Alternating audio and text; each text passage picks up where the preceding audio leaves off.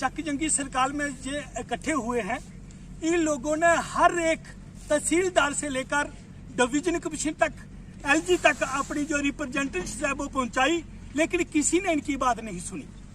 उसके बाद जब हम जहाँ पे आए, ये अपने विधायक के पास गए, अपने मेंबर ऑफ पार्लियामेंट के पास गए, लेकिन लोगों ने इनको यही आश्वासन दिया।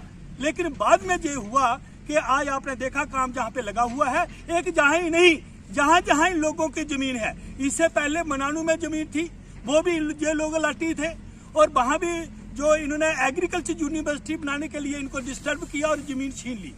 आज ये चकजंगी में भी इन्होंने ऐसा ही कर रहे हैं। मैं ये कहूंगा कि जब से ये सरकार आई है और इन लोगों को ढूंढ ढूंढ कर जो प्रदर्शित किया जा रहा है, इन लोगों के ऊपर ऐसे जुल्म ढाए जा रहे हैं जिसको हम कभी भी सहन नहीं करेंगे। हम अब ये कहना चाहते हैं कि इसके पीछे जितवाल में जमीन है, जो स्टेट लैंड जमीन है, वहां पर जंक्शन क्यों नहीं बना? ये अगर अलाटीज है, ये 1952 के अलाटीज है। आज तकरीबन 60 साल से ये अपनी जीविका जहां से कमा रहे हैं, और लेकिन आज ये सरकार जो है ये सुनने के लिए तैयार नहीं है। इसके लिए हम पूरी लड़ाई लड़ेंगे। हम सबसे पहले जो एससी कमीशन ऑफ इंडिया है उसको हमने अपनी जो दरख्वास्त है वो भेज दी है। अगर वो कमीशन हमें स्टे नहीं देता है तो जो हमारे अप्पू सिंह जी, जो हमारी स्पोक्स पर्सन है आम आदमी पार्टी की, हम हाई कोर्ट जाएंगे। हाई कोर्ट में नहीं सुनी तो सुप्रीम कोर्ट में जाएंगे। लेकिन जो हम ये कहेंगे कि जब तक इन लोगों की डिमांड पूरी नहीं होती, हम बैठने वालों में से नहीं है। हम इन लोगों को पूरा अधिकार दिलाएंगे। जो इनका हक छीना जा रहा है, इनके हक पर कभी डाका नहीं पड़ने देंगे। आम आदमी पार्टी की स्टेट स्पोक्स पर्सन और इन सभी चक जंगियों के जो निवासी जो आए हैं, उनकी प्रतिनिधि के दौर पर मैं आपके समक्ष कुछ तथ्य रखना चाहूंगी।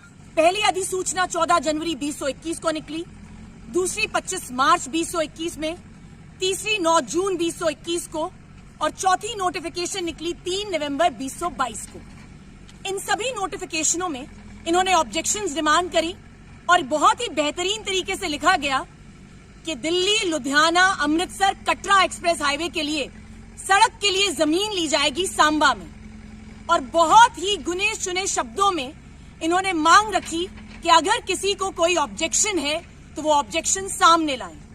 फाइनल नोटिफिकेशन 16 अप्रैल 2022 को आई, एक पब्लिक नोटिस निकाला गया। उसके तहत मैं आप लोगों के सामने एक तथ्य रखना चाहूंगी।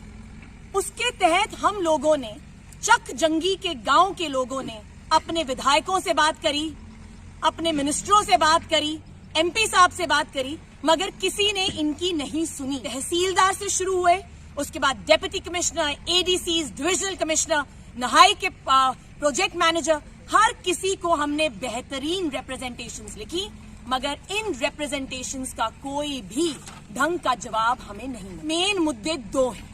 पहला, आप 50 एकड़ जमीन जो है ले रहे हैं हमसे, हमारे गांव से, क्योंकि आपने इस पे जंक्शन बनाना है।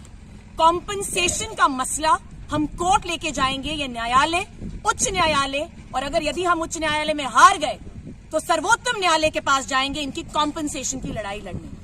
आपने 50 एकड़ की जमीन ली, उस जंक्शन पे आपने लोगों की जो लाइवलीहुड है, जहां से वो अपनी खेती बाड़ी चलाते थे, उसका पूरा का पूरा सिस्टम बंद कर दिया। ये जमीन कस्टोडियन लैंड जरूर है, मगर इस पे ये लोग 1950 से नोटिफिकेशन के तहत अलॉटीज हैं। They are formal allottees of this land, और इसी जमीन पर ये पिछले 30-40 सालों से कल्टीवेशन कर रहे हैं। हमारा मुद्दा ये है कि ये जो जहां पे ये जंक्शन बनाना चाहते हैं, इसके पास में जटवाल में ऐसी जमीन है जहां पे कोई भी कल्टीवेशन नहीं की जाती। उसके पास में एक स्टेट लैंड है।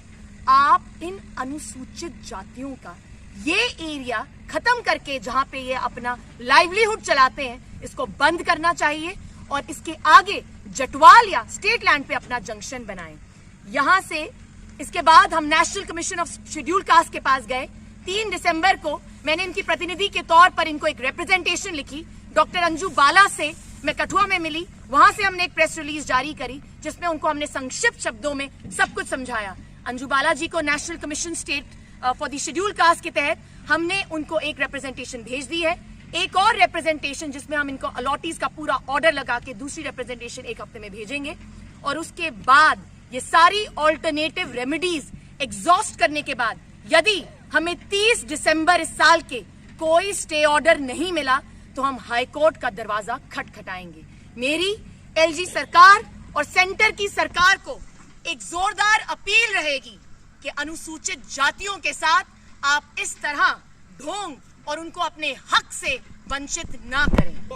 नेशनल हाईवे अथॉरिटी और गवर्नमेंट ऑफ इंडिया जो कर रही है, मैं प्रधानमंत्री जी से, एलजी जम्मू कश्मीर से ये रिक्वेस्ट करूंगा कि इन गरीब लोगों के साथ ऐसा अत्याचार ना किया जाए। जो पीछे लैंड है उसके बारे में विचार किया जाए, वहां पे जमीन को ट्रेस आउट कर जल्द से जल्द इस टर्मिनल को शिफ्ट करके वहां पे भेजा जाए, ताकि इन लोगों का जो रहन सहन है, जो गरीबी की आगे ही गरीबी में जो लोग जी रहे हैं, इनके बच्चे जिस तरह से खा पी रहे हैं, पढ़ रहे हैं, इनका गुजारा जो है वो चलता है।